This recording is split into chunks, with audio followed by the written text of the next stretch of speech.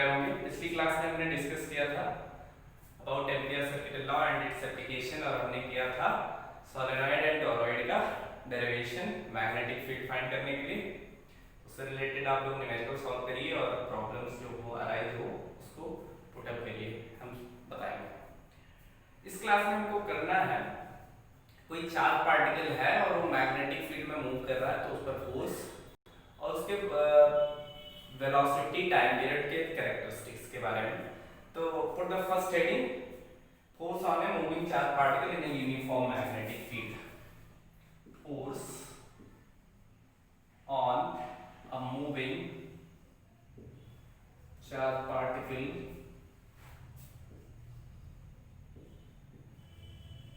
in a uniform magnetic field। ठीक है, कोई यूनिफॉर्म मैग्नेटिक फील्ड है और उसमें कोई चार्ज पार्टिकल अगर क्या कर रहा है, मूव कर रहा है, तो उस पर फोर्स लगेगा। ठीक है, और उस फोर्स की वैल्यू फाइंड करना है। तो सिंपली पहले हम डायग्राम प्लॉट करते हैं।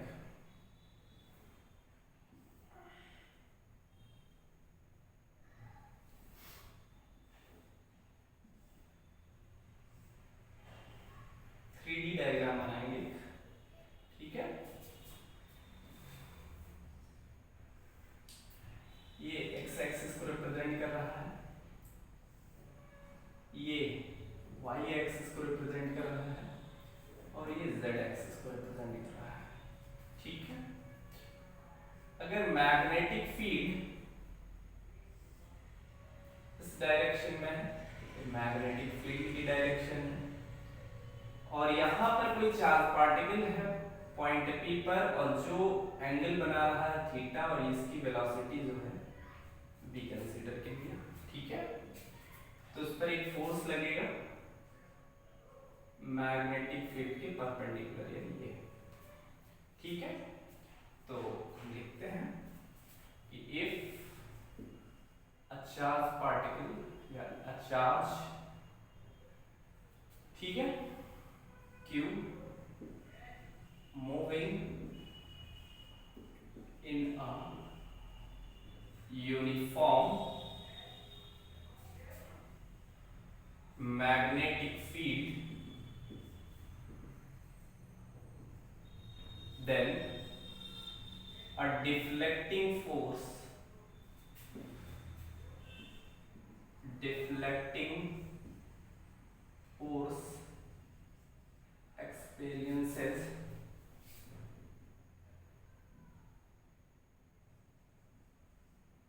experiences on the charged particle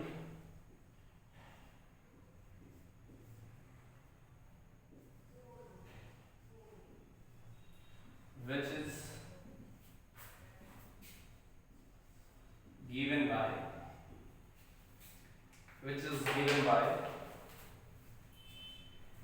किस तरह दिया जाएगा बेटा, देखो ये होता है F is equal to Q। अब यहाँ Q तो तुम्हारी स्केलर क्वांटिटी है B इंटू वेक्टर B। ठीक है ना, QB इंटू वेक्टर B। अब यहाँ पर ये क्रॉस प्रोडक्ट है, क्रॉस है, तो यहाँ पर हो जाएगा QB B साइन थीटा।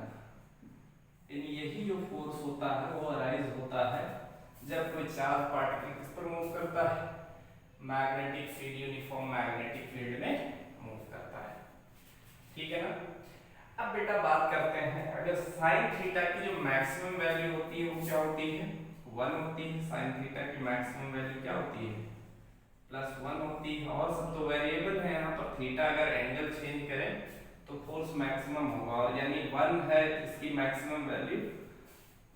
तो अगर थीटा जब हो जाएगा 90 डिग्री, ठीक है, तो फोर्स की वैल्यू क्या हो जाएगी, मैक्सिमम हो जाएगी। तो simply if theta is equal to 90 degree यानी साइन 90 की वैल्यू 1, देन फोर्स की वैल्यू क्या हो जाएगी, मैक्सिमम हो जाएगी QB B।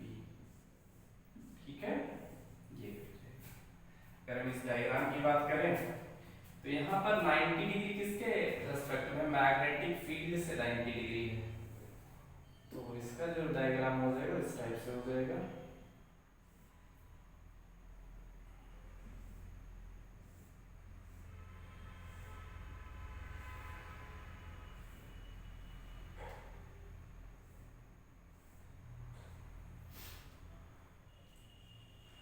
ये फोर्स की डायरेक्शन, ये तुम्हारा हो जाएगा मैग्नेटिक फील्ड, और ये 90 डिग्री है तो ये 90 डिग्री हो जाएगा। ये तुम्हारा वेलोसिटी भी हो जाएगी इसी डायरेक्शन में, और मैग्नेटिक फील्ड इस डायरेक्शन में। तो ये कंडीशन हो जाएगी बेटा 90 डिग्री। और बात करें जो हमने पहले बताया था मैग्नेटिक फील्ड की unit Newton per ampere metre, वो भी यहाँ से ही अराइज होती है। अगर हम यूनिट ऑफ मैग्नेटिक फील्ड की बात करें तो इतना नोट कर लीजिए, उसके बाद बताते हैं। फर्स्टली नोट कर लीजिए इसको,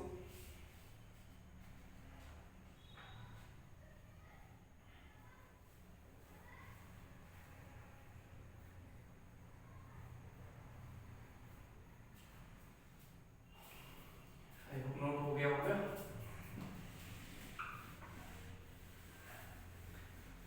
अगर हम बात करें यहां से थीटा को 0 पुट करें या 180 पुट करें, if theta is equal to 0 और 180 डिग्री, तो साइन 0 और साइन 180 की वैल्यू क्या होती है? 0 होती है। और इस सिचुएशन में फोर्स की वैल्यू क्या हो जाएगी? 0। मतलब अगर मैग्नेटिक फील्ड की सेम डायरेक्शन में चार्ज पार्टिकल मूव कर रहा है या अपोजिट डायरेक्शन में मूव कर रहा है, मैग्नेटिक फील्ड के पैरेलल कह रहे हैं, तो उस सिचुएशन में कोई फोर्स अराइज नहीं होगा, मतलब कोई फोर्स पार्टिकल पर नहीं लगेगा। याद रखना ये थीटा क्या है? 0 है या 180 डिग्री है, तो फोर्स की वैल्यू क्या हो जाएगी? 0 हो जाएगी। हम बात कर रहे थे यूनिट, आप नोट कर लीजिए इसको भी, नो फोर्स विल एक्सपीरियंस। हम बात कर रहे थे यूनिट ऑफ मैग्नेटिक फील्ड, तो यूनिट ऑफ बी, बी की यूनिट क्या हो जाएगी? यहां से देखेंगे साइन थीटा को हटा दें तो यहां से F इज इक्वल टू क्या हो जाएगा? Since F is equal to क्या होता है? Q B B. ठीक है, हमको निकालना है यूनिट ऑफ मैग्नेटिक फील्ड, तो B इज इक्वल टू हो जाएगा F upon Q B. Force की यूनिट होती है न्यूटन, और ये हो जाएगा coulomb into metre per second. Coulomb को चेंज करेंगे तो Q इज इक्वल टू होता है IT, और I का होता है एम्पियर इनटू सेकेंड। तो यहाँ हो जाएगा newton per ampere into second, ampere second into metre per second, और सेकेंड से सेकेंड कैंसिल हो जाएगी, या जाएगा न्यूटन पर एम्पियर मीटर। और इसी को ही हम क्या बोलते हैं? Is known as tesla. इसको हम क्या बोलते हैं? टेस्ला। तो यहाँ से दो हमारी यूनिट मिलती हैं, एक होता है टेस्ला, ये एसआई यूनिट होती है मैग्नेटिक फील्ड की, और यही एसआई यूनिट ही है जो हम इसको टेस्ला बोलते हैं। तो यूनिट ऑफ मैग्नेटिक फील्ड क्या होती है? Newton per ampere metre. Unit of B newton per ampere metre, और टेस्ला। अगर हम डायमेंशन की बात करें, डायमेंशन निकल आएगा यहाँ से, न्यूटन का होता है बेटा, न्यूटन का होता है mLT की पावर -2 होल अपॉन एम्पियर का ये हो जाएगा, और मीटर का L।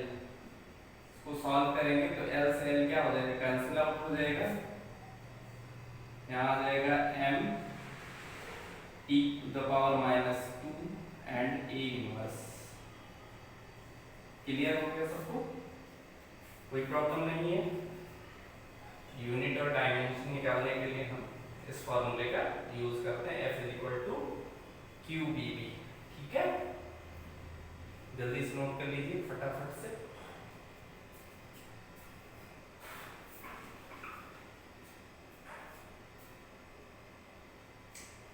नोट हो गया होगा? चलिए नेक्स्ट टॉपिक स्टार्ट करते हैं बेटा। इसी की कैरेक्टरिस्टिक्स के बारे में जानेंगे।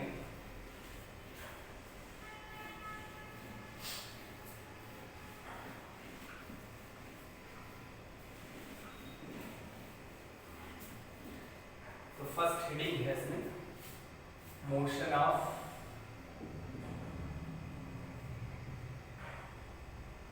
चार्ज पार्टिकल इन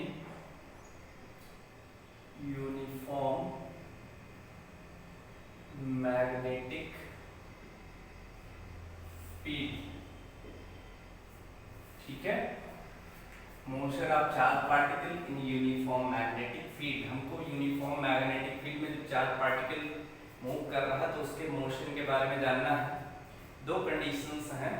पहली कंडीशन हम ये मानकर चलते हैं चार्ज पार्टिकल मैग्नेटिक फील्ड के परपेंडिकुलर मूव करता है। तो पहला रीडिंग हम इसमें डाल देते हैं, when charge particle enters in magnetic field enters at 90 degree with B, यानी वेक्टर B से 90 डिग्री का एंगल बनाते हुए चार्ज पार्टिकल एंटर कर रहा है।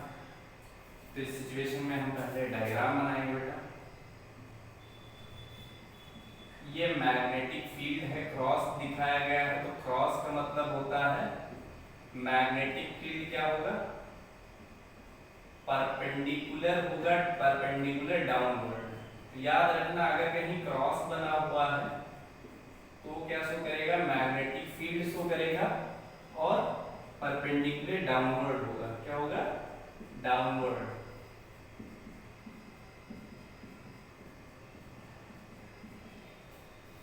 यहां लिख लेना magnetic field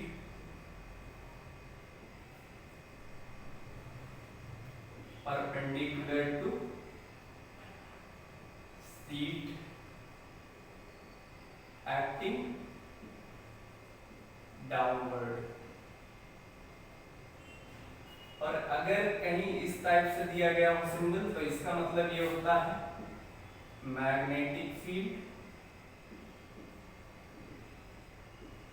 perpendicular to sheet.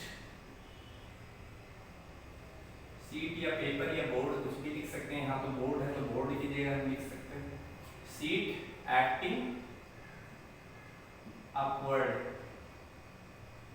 ठीक है, तो ये सिंबल से याद रखना। तो ये तुम्हारा एक मैग्नेटिक फील्ड है जो एक्ट हो रहा है डाउनवर्ड डायरेक्शन में। एक चार्ज पार्टिकल क्या है, एंटर करता है इसमें।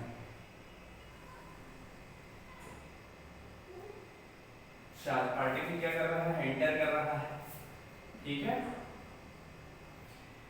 अब यहाँ पर दो कंडीशंस होंगी। मैग्नेटिक फील्ड डाउनवर्ड है तो यहाँ पर तो हम शो नहीं कर सकते हैं, इसीलिए इस तरह दिखाया गया।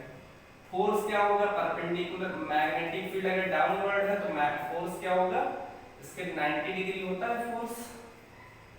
तो इस डायरेक्शन में तुम्हारा फोर्स वर्क करेगा।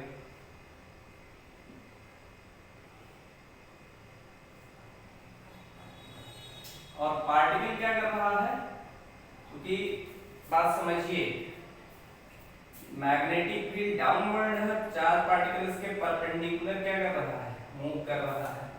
पार्टिकल की जो डायरेक्शन हो जाएगी वेलोसिटी की वो ये हो जाएगी।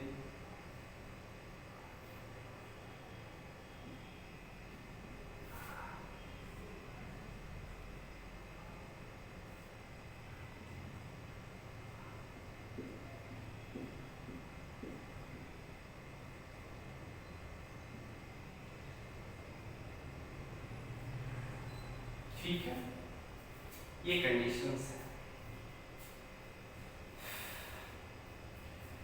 तो हम लेट कर लेंगे पहले चीज, इसको हम P कंसीडर कर लेते हैं, Q R and let consider a charge particle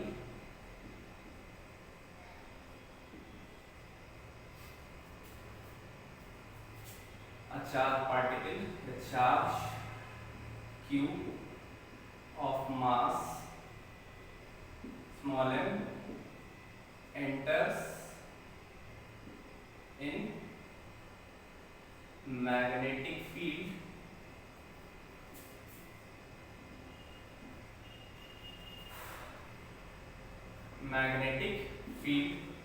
then force acting on charge क्या हो जाएगा, हमने पढ़ रखा है F is equal to Q vector B into magnetic vector B, हो जाएगा क्यू बी बी साइन 90, जो क्या है थीटा 90 डिग्री है। थीटा क्या है 90 डिग्री, हमारा पहला ही यही है। When charge particle enters at 90 degree with B, तो इस सिचुएशन में F की वैल्यू हो जाएगी क्यू बी डी। इतना क्लियर हो गया सबको? इसको हम इक्वेशन 1 कंसीडर कर लेते हैं, ठीक है। अब यहाँ पर देखेंगे जो मैग्नेटिक फील्ड है वो डाउनवर्ड है, ठीक है, और चार्ज पार्टिकल इधर की तरफ मूव कर रहा है। तो इस सिचुएशन में जो मैग्नेटिक फील्ड है और इसके कारण जो फोर्स लग रहा है वो क्या है, यूनिफॉर्म है, वो अंदर की तरफ है। तो ये हमेशा जो वैल्यू है फोर्स की और मैग्नेटिक फील्ड की वो कांस्टेंट है। इस सिचुएशन में जो पार्टिकल की वेलोसिटी है वो केवल डायरेक्शन चेंज करेगी, मतलब वैल्यू में कोई चेंजेस नहीं होंगे। और वैल्यू में चेंजेस नहीं होंगे तो पार्टिकल एक सर्कुलर पाथ में मूव करेगा, ठीक है ना। ना क्लियर? तो लिखोगे since V is perpendicular to B, ठीक है ना।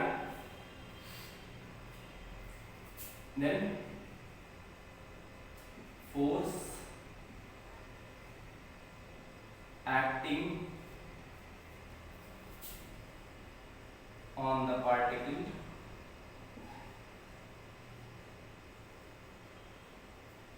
will be constant and constant होगा and V remains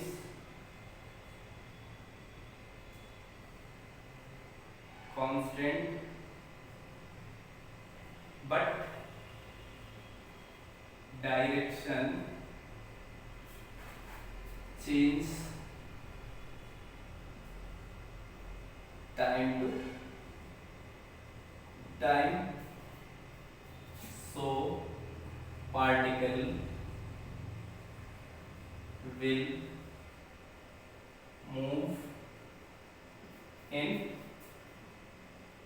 a circular path,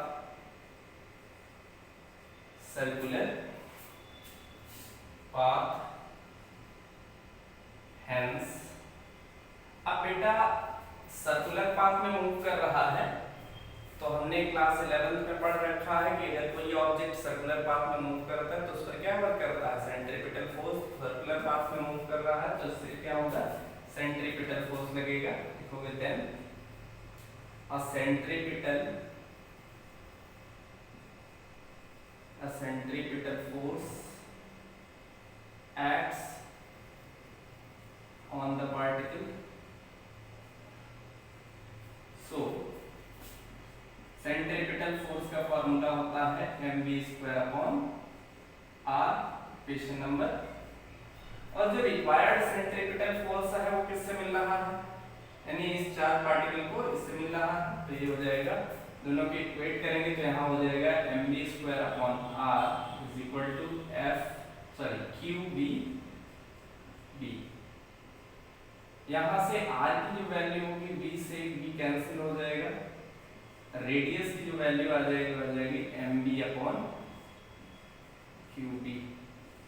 अब यहाँ से क्वेश्चन बन सकते हैं कि रेडियस किस पर डिपेंड कर रही है, मास पर डिपेंड कर रही है, वेलोसिटी पर, यानी जितनी ज्यादा वेलोसिटी होगी पार्टिकल की चार्ज की उतनी ही ज्यादा उसकी रेडियस होगी। इसके अलावा इनवर्सली प्रोपोर्शनल है किसके, चार्ज के, यानी जितना ज्यादा चार्ज होगा उसकी रेडियस उतनी ही ज्यादा उतनी ही कम होगी। ठीक है ना, इतना क्लियर हो गया।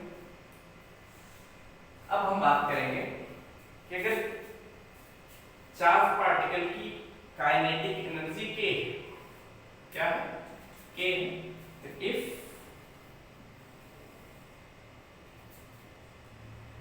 If K of charge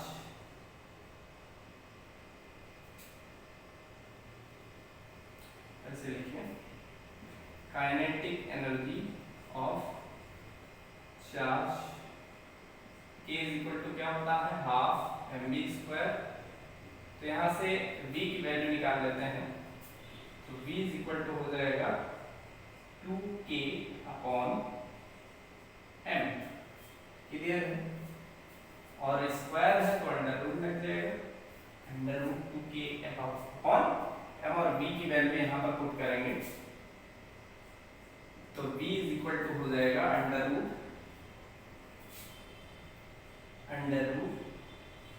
2k, और यहाँ पर पुट करेंगे तो m नीचे है और यहाँ m ऊपर है तो ऊपर आ जाएगा रूट में 2k अपॉन qb।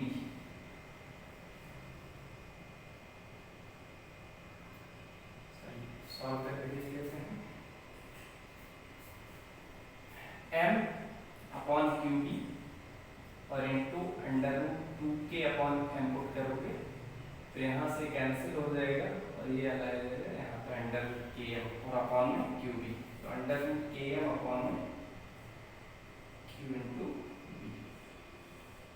तो ये वेलोसिटी आ गई किसके टर्म में, काइनेटिक एनर्जी के टर्म में। ठीक है ना, अब हम बात करेंगे टाइम पीरियड की, इसको नोट कर लीजिए फिर आगे की बात करते हैं। सबसे नोट कर लीजिए इसको,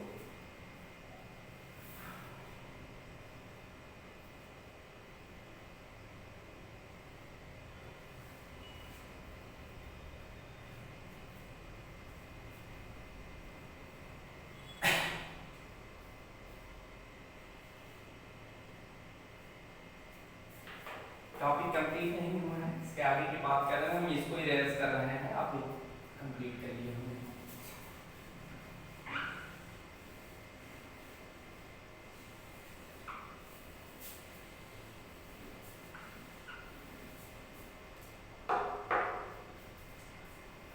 अगर if t is the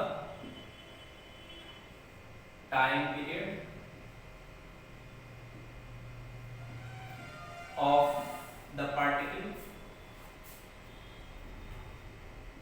then अब टाइम पीरियड का फॉर्मूला क्या होता है बेटा, circumference upon velocity, distance upon velocity हो जाएगा, तो डिस्टेंस तुम्हारा सरकमफ्रेंस ऑफ सर्कल ही होगा, ये हो जाएगा 2 पाई r अपॉन में वेलोसिटी। ठीक है ना, और r की वैल्यू यहां से पुट करेंगे तो क्या हो जाएगा 2 पाई m अपॉन में qb, ये हो जाएगा तुम्हारा टाइम पीरियड। फ्रीक्वेंसी क्या हो जाएगी,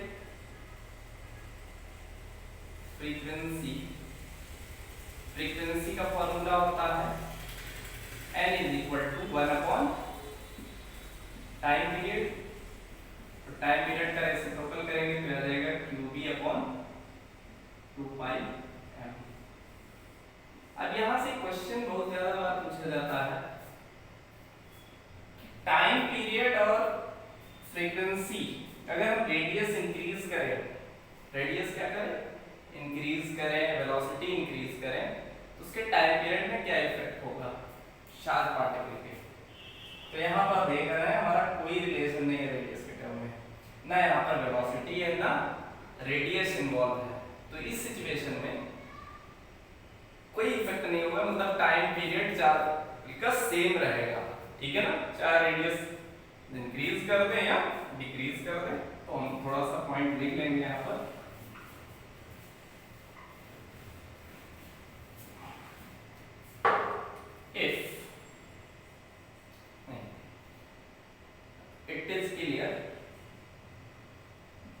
it is clear from t and n, यानी टाइम पीरियड और फ्रीक्वेंसी के।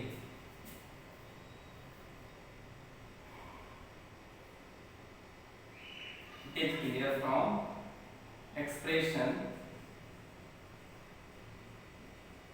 that t and n are independent to r and v. So on increasing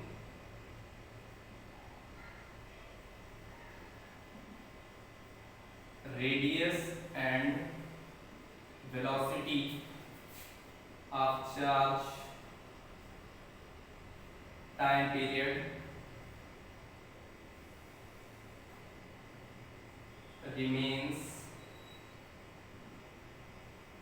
same, यानी कोई इफेक्ट नहीं होगा। इसके लिए हम अगर देखें तो एक पार्टिकल है जिसकी रेडियस r और एक पार्टिकल है जिसकी रेडियस स्मॉलर है r2 है, उन दोनों का टाइम पीरियड क्या होगा? सेम होगा, कोई चेंजेस नहीं होंगे और टाइम पीरियड चेंज होगा, सॉरी सेम होगा, यानी जितना टाइम इंटरवल में ये यहाँ पर आएगा उतने ही टाइम इंटरवल में अदर पार्टिकल भी क्या होगा? उसी पोजीशन पर आएगा। ठीक है ना, कोई चेंजेस नहीं। नोट डाउन कर लीजिए जल्दी से।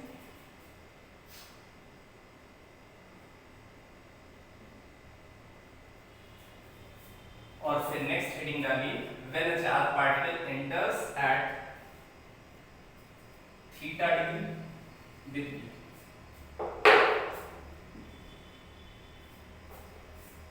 Put the heading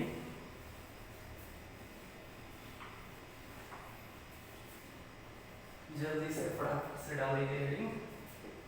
when a charge particle enters at angle theta with b, next of perpendicular, तो परपेंडिकुलर से थीटा डिग्री एंगल बना रहा है, तो उस कंडीशन में क्या होगा? तो हम यहाँ पर डायग्राम नहीं बना सकते हैं, इसको अपने आप से समझिएगा। अगर if charge particle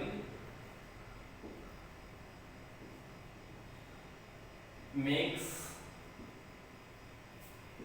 an angle theta with b, then velocity can be resolved।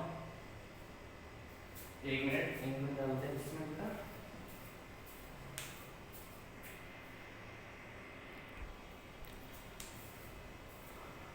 Velocity can be resolved into two components,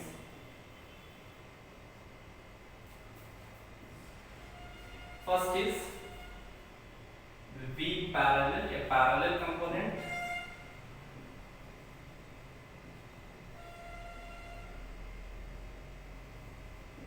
इसको हम इस तरह लिखेंगे, v parallel component क्या हो जाएगा? v cos theta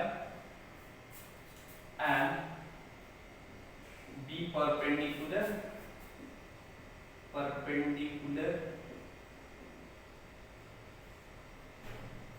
component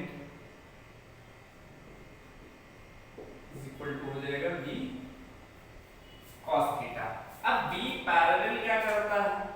particle को लीनियर रखने का प्रयास करता है, जबकि परपेंडिकुलर कंपोनेंट क्या करता है? उसको सर्कुलर बनाने का प्रयास करता है। ठीक है ना, तो लिखेंगे v parallel tends the particle in linear path, while linear path यानी v parallel जो है वो क्या करता है? v sin थीटा लीनियर रखता है और परपेंडिकुलर जो पाथ है वो क्या करता है,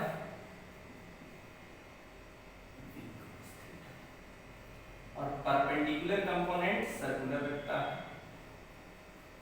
इस सिचुएशन में दोनों का जो कंबाइंड है, thus combined effect will be helical path, यानी किस फॉर्म में होगा, हेलिक्स के फॉर्म में होगा। और हेलिक्स क्या होता है, इस टाइप से,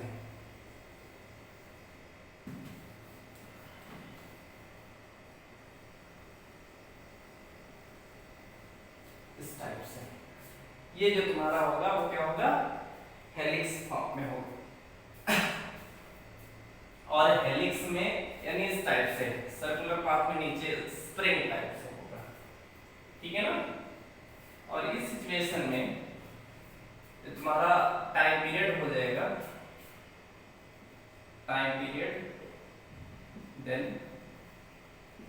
t इज इक्वल टू हो जाएगा, इससे पहले हमने फॉर्मूला बताया था QB upon sorry MB upon QB, MB upon QB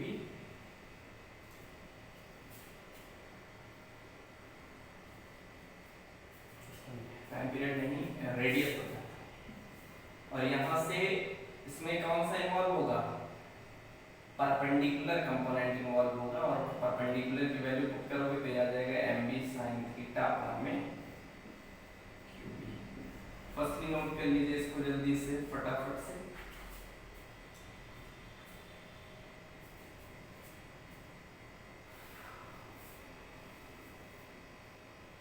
और पिच क्या हो जाएगी यहाँ से, पिच का मतलब होता है कि जैसे हम इसको ओपन करते हैं तो जैसे हेलिक्स है तो उसके बाद जो दूसरा सर्कल होगा, यानी एक सर्कल के बाद दूसरे सर्कल के बीच की जो गैप होगी उसे हम क्या बोलेंगे, पिच बोलेंगे। पिच का फॉर्मूला हो जाएगा वेलोसिटी इनटू टाइम, पिच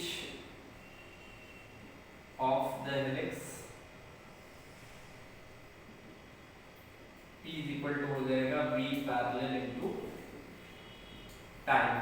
और V पैरेलल की वैल्यू क्या है, V cos theta into time, time period की वैल्यू क्या हमने फाइंड किया था, और वैल्यू पुट कर दीजिएगा, P is equal to V cos theta into T,